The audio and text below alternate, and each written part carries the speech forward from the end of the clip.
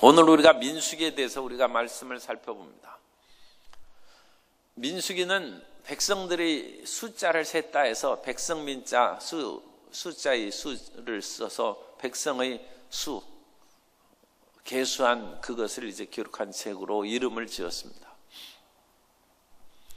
그런데 그것은 헬라역에서 이름을 붙인 것이고, 사실 이름을 붙이면 민수기는 거의 40년 동안 광야에서 방랑하던 시절을 기록한 것이기 때문에 광야기라고 부르는 것이 더 적합합니다. 그 내용이 이해할 수 있다.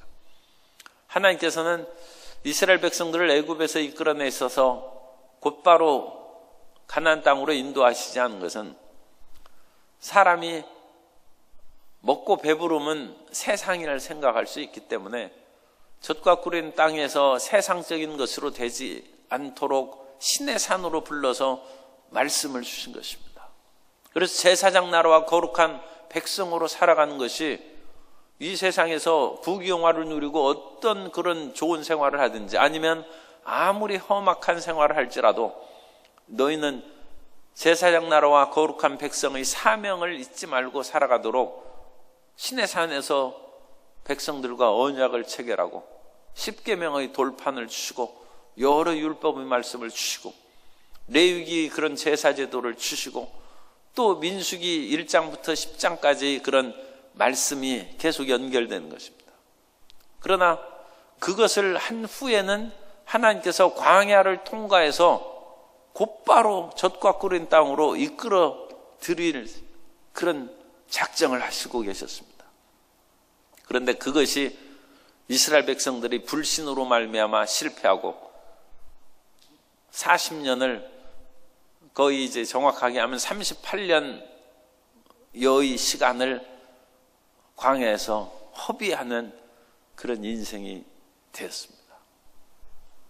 그래서 이 광야에서 맴돌면서 불평하고 원망하고 불신한 이스라엘의 출애굽 첫 세대들이 죽고 새로운 세대들이 이제 모압 평지에 모여서 마지막으로 신명기의 말씀을 듣고 여호수아가 이끄는 그런 군대와 더불어 가나안 땅으로 이제 진입하게 되는 것입니다. 이 광야는, 민수기는 이 광야의 세 장소가 중심으로 나타납니다. 첫 번째는 신의 광야입니다. 그래서 신의 광야에서 모세와 지도자들은 하나님과 언약을 체결하고 일반 백성들은 광야에서 머무르면서 그들의 그런 말씀을 들은 것입니다. 민수기 1장 1절에 보면 이스라엘 자손이 애굽 땅에서 나온 후 둘째 해 둘째 달 첫째 날에 야훼께서 신의 광야 회막에서 모세에게 말씀하여 이르시되, 그래서 이스라엘 백성들이 여전히 신의 광야에 있는 것입니다. 그래서 레위기하고 연결되는 그런 책임을 알 수 있습니다. 그리고 2장에 가서 이스라엘 백성들을 계수를 했어요. 첫 번째 인구조사가 나오는데 민수기 2장 32절에 보면 이상은 이스라엘 자손이 그들의 조상의 가문을 따라 계수된 자니 모든 진영의 군인 곧 계수된 자의 총계는 60만 3,550명이다. 60만 3,550명이 출애굽 첫 세대로서 20세 이상의 군대 나갈 만한 사람의 숫자입니다. 통상적으로 군에 나가는 숫자는 전 인구의 25%다. 그렇게 고대 세계의 그런 자료를 조사해서 연구가 되어 있습니다. 그러므로 60만 명이 군인이라면 부녀자를 합해서 4를 곱하면 240만의 이스라엘 백성, 그렇게 생각할 수 있고, 또 출애굽의 중단 잡족들이 섞여 있으면 어쨌든 300만 가까운, 그래서 그냥 200~300만이라고 흔히 얘기하는 숫자가 여기에서 나온 것입니다. 그리고 나서 이스라엘 백성들은 민수기 10장 11절에 이제 떠나기 시작합니다. 제2년 2월 둘째 해 둘째 달 20날에 구름이 증거의 장막에서 떠오르매 이스라엘 자손이 신의 광야에서 출발하여 길을 가더니 바란 광야에 이제 머물렀다. 그래서 이 바란 광야는 큰 광야의 이름이고, 바란야에 있는 한 도시가 가데스입니다. 가데스 바네아라고도 하고 가데스라고 하는 도시인데, 이 가데스에는 오아시스가 있습니다. 그래서 이스라엘 백성들이 거기에서 일단 머무르는 것으로 생각합니다. 그래서 그 가데스 바네아를 통과해서 이스라엘이 가나안 땅으로 들어가면 됩니다. 그쪽에서 더 올라가면 유다의 남쪽 광야 지역이 나타나요. 그리고 유다를 지나면 이제 북쪽으로 에브라임이라든지 저 북쪽으로 갈릴리 지역으로 쭉 올라갈 수 있는 길입니다. 그런데 이 가데스에 머물면서 이스라엘 백성들이 우리 한번 정탐꾼을 보내서 이와 같이 탐지하고 가야지, 무턱대고 가다가 낭패를 당하면 어떡하느냐. 모세가 그냥 좋게 생각했어요. 그래, 그럼 우리가 그 상황을 한번 살펴봐서 어느 길로 가야 되고 이 백성들이 더 안전하고 평안하게 그 땅을 차지할 수 있는 것을 모색하자. 그래서 가데스에서 정탐꾼을 보내는데 그것이 문제가 된 거예요. 이 정탐꾼들이 정탐을 하고 와서는 부정적인 이제 보고를 하게 되는 것이죠. 그래서 이 바란 크고 두려운 광야에서 38년여를 머무르다가 제 40년째에는 이제 모압 평지, 거기에서 이동을 해서 요단강 동편의 그 지역으로 나아가게 됩니다. 세 번째가 모압 평지가 민수기 22장부터는 모압 평지의 그런 사실을 얘기합니다. 22장 1절에 보면 이스라엘 자손이 또 길을 떠나 모압 평지에 진을 쳤으니 요단 건너편 곧 여리고 맞은편이더라. 이제 신명기는 여기에서 기록된 것입니다. 신명기의 말씀은 모압 평지에서 모세가 새로운 세대입니다. 출애굽의 전 세대는 그 다 돌아가셨어요. 죽어 광야에서 40년이 되면서 다 죽었기 때문에 이제 제2세대에게 출애굽기와 레위기에 있는 중요한 말씀들을 다시금 반복해서 들려주고 그 다음에 이제 여호수아기에 연결되는 가나안 정복이 이루어진 것입니다. 그래서 이 모압 평지에 있을 때 다시 한번 새로운 세대가 됐죠. 출애굽 제2세대니까 20세 미만으로 있던 사람들이 이제 성장해서 60세 가까이 되고 그 사이에 이제 새로 태어나고 자라난 그런 아이들도 있으니까 여러 그런 그 어린아이들도 있고, 그래서 그 인구를 조사한 결과 민수기 26장 51절에 보면 이스라엘 자손의 계수된 자가 60만 1730명이었더라. 아까는 3550명이고 60만, 여기는 1730명이다. 거의 그 숫자가 60만 명입니다. 그래서 60만 명의 그런 숫자로 이스라엘 백성들이 광야에서 진행했다가 이제 가나안 땅으로 들어가게 됩니다. 그런데 이 광야기 또 민수기의 그런 핵심은 불평과 원망하면서 그 40년의 세월을 지낸 것이 이 민수기의 특징입니다. 왜 광야에서 그렇게 오랫동안 살았는가? 제2년 2월 20일에 시내 광야에서 출발해서 들어갔으면 이제 제2년 3, 4월에 들어갔으면 광야에서 살아간 기간은 1년 몇 개월 정도 됐을 것입니다. 그런데 1년 몇 개월이면 됐을 그 삶을 40년을 보낸 것이다. 그것은 원망과 불평 때문에 그렇습니다. 그래서 부정적인 보고를 듣고 믿음을 상실한 이스라엘 백성입니다.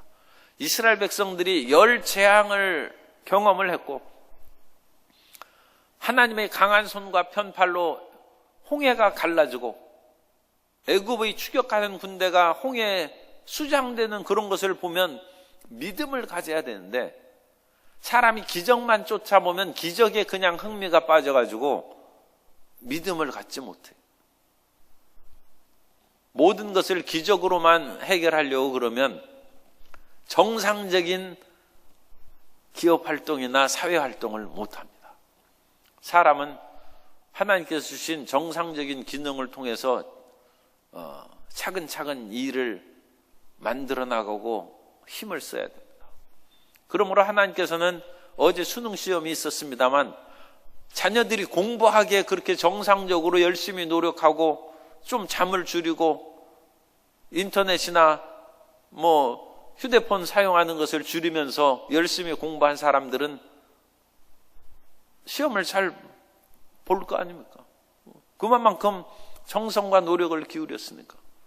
그래야지 그것을 기적으로 하나님께서 가끔 시험 공부를 안 했는데도 점수가 잘 나올 때가 있어요. 그러나 그것은 하나님의 일반적으로 우리에게 해주시는 그런 방법은 아닙니다. 하나님께서는 인내하고 눈물을 흘리면서 씨를 뿌리는 그런 삶을 통하여 아름다운 열매를 거두시기를 원하시지, 그 속에 아무런 준비도 하지 아니하고 노력도 정성도 기울이지 않는데 매일 기적으로 채워주었다가 주님께서는 이스라엘 백성들이 광야에서 다 배반하는 것을 이미 수천 년 전부터 경험하셨기 때문에 인간의 그와 같은 욕심과 어리석음을 아십니다. 그래서 그렇게 모든 일을 기적으로 이끌어 가시지 않습니다. 열 재앙과 홍해가 갈라지는 기적을 체험했음에도 불구하고 이스라엘 백성들은 12명의 정탐꾼을 보내서 10명이 부정적인 보고를 했어요. 그래서 민수기 13장 32절 이하에 보면 이스라엘 자손 앞에서 그 정탐한 땅을 악평하여 이르되 우리가 두루다니며 정탐한 땅은 그 거주민을 삼키는 땅이요 거기서 본 모든 백성은 신장이 장대한 자들이며 거기서 네피림의 후손인 아낙 자손의 거인들을 보았나니 우리는 스스로 보기에도 메뚜기 같으니 그들이 보기에도 그와 같았을 것이라. 그야말로 이스라엘 백성들이 400여 년 동안 애굽에서 노예로 살면서 자존감이 다 상실해버린, 꺾여버린. 우리는 정말로 형편없는 민족이고 모래알같이 부서지는 민족이고 자기 주장해서 정말로 위대한 지도자를 만들 수 없다, 그런 스스로를 비하하는 그런 마음 가운데 이제 살아가는 것이죠. 그러나 거기에는 창조적인 소수인 두 사람의 여호수아와 갈렙이 있었습니다. 그래서 여호수아와 갈렙은 그렇지 않다는 거예요. 그들이 말한 땅은 과연 좋은 땅이지만 우리가 그들에게 대해서는 우리는 메뚜기 같은 존재가 아니다. 민수기 14장 6절 이하에 보면 그 땅을 정탐한 자 중 눈의 아들 여호수아와 여분네의 아들 갈렙이 자기들의 옷을 찢고 이스라엘 자손의 온 회중에게 말하여 이르되 우리가 두루 다니며 정탐한 땅은 심히 아름다운 땅이라. 야훼께서 우리를 기뻐하시면 우리를 그 땅으로 인도하여 들이시고 그 땅을 우리에게 주시리라. 이는 과연 젖과 꿀이 흐르는 땅이니라. 하나님이 인도하시고 주시는 것이지 우리 스스로 힘으로 가는 것은 아니다. 그러면서 하나님께서 함께 하시면 그들은 우리의 먹이라고 번역을, 그들은 우리의 밥이라고 했죠. 예전 개역 성경에는. 우리는 그것을 먹고 소화시키고 힘을 얻는 그런 것이지 우리가 그들에게 칼에 쓰러지고 좌절하고 낭망할 것이 아니다. 하나님께서 애굽의 강한 손, 그 압제에서도 강한 손과 편팔로 우리를 구원하셨으면 그 당시 애굽의 지배하에 있던 가나안 땅, 그것이 문제겠습니까? 이스라엘 백성들이 어디 있었는 것입니다. 애굽의 그런 모든 정치적 군사적인 힘이 고대 근동의 가나안 지역까지 다 미치고 있던 것이 주전 2000년기의 그런 고대 근동 세계입니다. 그런데 애굽에서 우리가 해방됐는데 가나안이 문제겠느냐? 상식적으로 생각해도 그건 납득할 수 있는 것인데 이 부정적인 10명의 보고로 인해서 이스라엘 백성들이 낙담했어요. 그래서 우리 오늘 본문 읽은 것처럼 지휘관을 세워서 애굽으로 돌아가자고 했습니다. 원망과 불평으로 말미암아 이스라엘 백성들이 그 긴 40년을 광야에서 지내며 심판을 받아서 첫 세대가 다 죽는 것입니다. 그러니까 하나님이 일시적으로 죽이시진 않았어요. 왜 일시적으로 안 죽였느냐? 그 어린 세대가 이스라엘 그 젖과 꿀인 땅으로 들어가야 되니까 시간이 있어야죠. 그래서 일종의 원망하고 불신한 첫 세대가 40년 동안 자연산 것입니다. 20세 이상 30세도 있고 60세도 있고 그럴 텐데 어떤 사람은 그야말로 100살에 자연사했을 수도 있어요. 그런 식으로 하나님께서 첫 세대를 어쨌든 심판하시고 원망하고 불평하지 않게 하신 것이다. 두 번째, 우리 유인물에 보면 이스라엘 백성들은 그럼에도 끊임없이 그 자라나는 세대도, 죽어가는 세대도 그렇고 자라나는 세대도 오염을 받았을 거예요. 끊임없이 하나님을 원망하고 불평하며 죽어갔습니다. 그래서 모세의 지도권을 불평하면서 반발하였고, 지도자가 잘못했다, 자기들이 잘못한 것을 지도자한테 탓을 돌리는 그런 것이 있죠. 참 그 지도자나 백성이나 50보 100보입니다. 물이 없다고 불평하고, 파종할 것도 무화과도 포도도 석류도 없다고 원망하였으며, 심지어는 광야에 가는 길이 험하다고 불평하였습니다. 그래서 모세가 지도력이 약하다 해서 레위 지파의 고라 자손들이 일어났어요. 우리가 지도자 하겠다. 또 르우벤의 자손, 다단과 아비람, 그런 자손들이 일어나가지고, 르우벤이 그 육체적으로는 장자 아닙니까? 그러나 그것이 영적으로 그 버림을 받았죠. 그래서 그 장자권을 상실했습니다만, 어쨌든 육적인 이 초반부니까 장자권을 자기들이 르우벤 지파에서 주장했을 수도 있어요.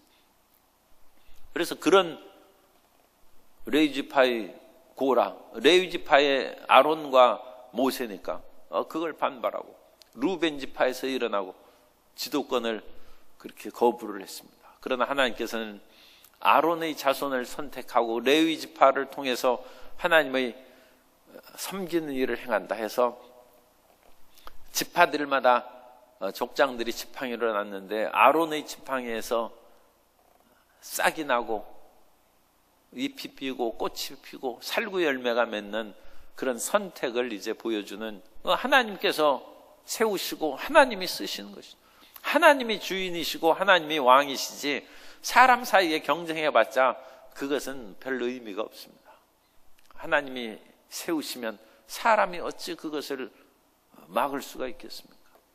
그래서 이 광야의 불평하는 속에서 하나님의 주권을 이제 보이시고, 우리가 이 세상을 살아가면서 원망 불평하면서 인생 살아봤자 인생 고단한 것이죠. 고단한 것이고, 하나님의 섭리를 믿고 우리 마음에 정말로 이래서는 안 되는 것은 끊임없이 부르짖어야 됩니다.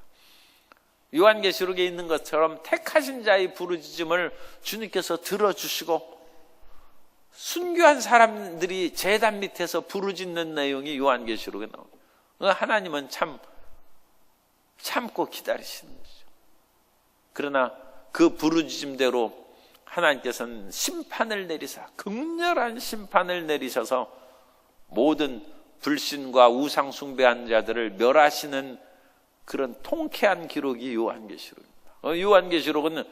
요한계시록을 읽으면서 무서워 떠는 사람은 믿음을 가져야 돼요. 요한계시록은 믿음을 가진 사람에게는 속이 시원한 그런 책이고, 믿음이 없으면 두려워하는 것이죠. 왜냐하면 심판에 대한 극렬한 그 예고가 말씀이 기록되어 있기 때문에 그렇습니다. 그래서 불순종한 출애굽 첫 세대가 광야에서 죽었어요. 여성의 대표, 모든 불순종한 20세 이상의 여성들이 다 죽는 거예요. 그래서 미리암이 죽는 거예요. 민수기 20장 1절에 보면 첫째 달에 이스라엘 자손 곧 온 회중이 신 광야에 이르러, 여기서 첫째 달이라는 건 이제 40년이 됐어요. 출애굽한 지 40년 첫째 달에 미리암이 죽었고, 그 다음에 같은 20장 28절 이하에서는 아론이, 남성 대표로서 아론이 죽고, 그래서 출애굽의 불순종한 첫 세대의 남녀가 40년째 다 죽으니까 이제 새 세대를 통해서 40년의 마감에 젖과 꿀이는 땅으로 들어갈 준비가 이제 되는 것입니다. 이 민수기가 우리에게 참 은혜를 주는 것은, 민수기는 하나님이 말할 수 없는 은혜와 사랑을 베푸신 장소이기 때문에 그렇습니다. 사람은 새빵살이하고 어렵고 괴로운 때 너무나 힘들고 괴롭지만, 그때의 추억을 가지고 있는 것은 그때 물론 성공한 사람 얘기입니다. 그때는 그 어려움 속에서도 용기와 희망을 잃지 않고 살아오고, 그야말로 콩 한 개라도 반쪽씩 쪼개서 나눠 먹는 다정함이 있었다. 그런데 요즘은 이제 맘대로 먹을 수 있으니까 밥을 같이 먹는 시간도 없어요. 따로따로 그냥. 그러나 옛날에는 따로따로 먹을 수 있는 형편이 안 되니까 꼭 그냥 한 냄비에 있는 것을 같이 먹고 그렇게 살아가는 그 시절이 그립고, 참 그때는 사랑과 은혜가 충만했다, 그렇게 생각할 수 있는 것입니다. 그래서 이 광야는 하나님의 은혜의 장소로 기억이 남습니다. 그래서 하나님은 불기둥과 구름기둥으로 그들을 보호해 주셨습니다. 그 당시에는 추우니까 불기둥이 있어야 되고 뜨거우니까 구름기둥으로 해를 가려야 돼요. 가나안 땅에 들어갔을 때는 지붕이 있으니까 구름기둥 없어도 돼요. 방에 불 때면 되지 무슨 불기둥이 필요해.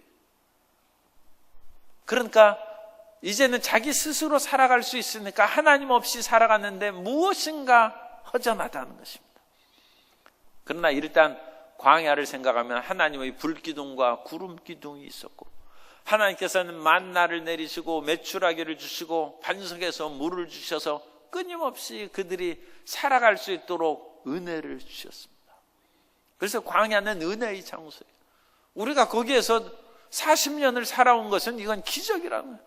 거기에서 다 굶주리고 죽었을 텐데 60만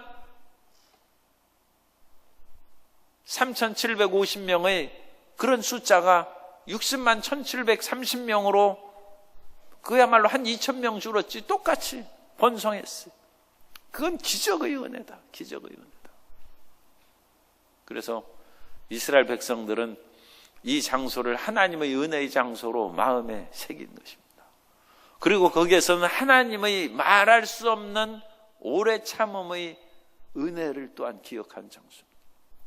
우리가 얼마나 그곳에서 원망하고 불평했는데 하나님이 참고 참으셨다. 성도 여러분, 우리가 참 부끄러운 말이지만 우리만 참고 사는 거 아닙니다. 하나님이 우리를 참으시는 거예요. 그걸 기억하시고 잊지 마세요. 내가 참고 그야말로 이 신앙생활하고 내가 참고 교회 다닌다. 하나님도 우리를 참으십니다. 하나님이 참으셔서 우리가 멀쩡하게 지금 살아가고 하는 것이지, 하나님이 내치시면 누가 교회에 옵니까? 하나님이 참으셨다. 광야를 생각하니까 하나님의 오래 참으심이 정말 우리가 얼마나 원망하고 탄식하고 불평했는데 하나님이 참으셨다. 그러므로 광야는 하나님이 없이도 살아가는 젖과 꿀이는 가나안 땅에서 이상적인 장소처럼 여겨진다. 그때가 좋았다. 그때가 정말로 좋은 것은 아닌데 그때는 하나님의 사랑이 바로 눈에 보이고 손에 잡히는 지역이 됐어요. 그것이 그립다. 하나님 없이 그냥 불 떼고 지붕 밑에서 시원하게 있는 그런 것보다는 하나님의 구름 기둥이 그리워져. 샘 파서 물 마시면 되죠. 가나안 땅에는 강물도 있으니까 물 마시면 되는데 광야는 목말라도 마실 것이 없어요. 하나님 앞에 부르짖으니까 반석에서 물이 터져나와. 그 물 마시는데 힘들죠. 그러나 하나님께서 주신 반석의 생수가 그립다. 이 가나안에서 샘물, 강물 그거 먹는 것보다 그 조상들이 전해 내려온 전설 같은 이야기죠. 그 사막의 바위에서 물이 터져 나오는데 그 기가 막히고 놀라운 광경 속에서 그때 또 목마르고 광야에 타는 속에서 물을 마시니까 얼마나 시원하고 정말 그런 약수가 없죠. 그거에 대한 전설적인 이야기를 들으면서 광야에 대한 향수와 하나님의 사랑에 대한 그리움을 갖게 됐다. 그래서 이 민수기는 광야의 처절한 그런 패배의 삶임에도 불구하고 하나님의 위대한 사랑과 은혜의 장소로 변한 것입니다. 그래서 이스라엘은 어려울 때가 되면 광야로 나가는, 엘리야가 이세벨의 반발을 통해서 어려움을 당하자 광야로 나가 호렙산에서 하나님을 만나고, 바울이 예수님을 믿은 후에 광야로 나가 아라비아 광야에서 3년을 기도하면서 하나님을 만나고, 오늘날 우리도 어렵고 힘들면 광야로 나아가서 주님을 만나는 것이 필요합니다. 오늘날 광야는 기도원에 가서 기도하는 거예요. 거기서 금식하고 하나님이 만나를 주시기를 기도하고, 또 우리가 영적으로도 금식하고 그럴 때는 우리 입속에 꿀같이 단 것이 이렇게 느껴질 때가 있어요. 하나님께서 영적인 만나를 주신다는 그런 이제 말로도 우리가 할 수 있어요. 그리고 처음 금식 3일 할 때는 힘들고 목마르지만 한 3일 지나면 하나님이 생수를 주셔서 목이 별로 마르지를 않아요. 그래서 그건 반석을 쳐서 하나님이 물을 주시는. 그래서 아무것도 없는 그런 속으로 뛰어 들어가면 하나님이 물도 주시고 만나도 주시고 은혜와 사랑을 주셔서 새로운 삶의 용기와 희망을 불어넣어 주신다는 것입니다. 오늘 우리 민수기 말씀을 살펴봅니다. 그 민수기는 2차례 걸린 인구조사가 있었고, 그러한 인구조사가 40년을 그렇게 사이에 두고 2번 있은 것은 38년의 그 사이 동안에 이스라엘 백성들이 원망하고 불평하여 그 세대가 죽었기 때문입니다. 그래서 그 세대가 원망과 불평 속에서 죽은 처참한 상황임에도 불구하고 민수기가 광야의 이상적인 장소로 예언서에도 나오고 여러 성경의 부분에서 언급된 것은 하나님의 절대 사랑이 있었기 때문이다. 아무리 어려워도 주님의 절대 사랑 가운데 살아가는 복된 성도님 되시기를 주님 이름으로 축복합니다.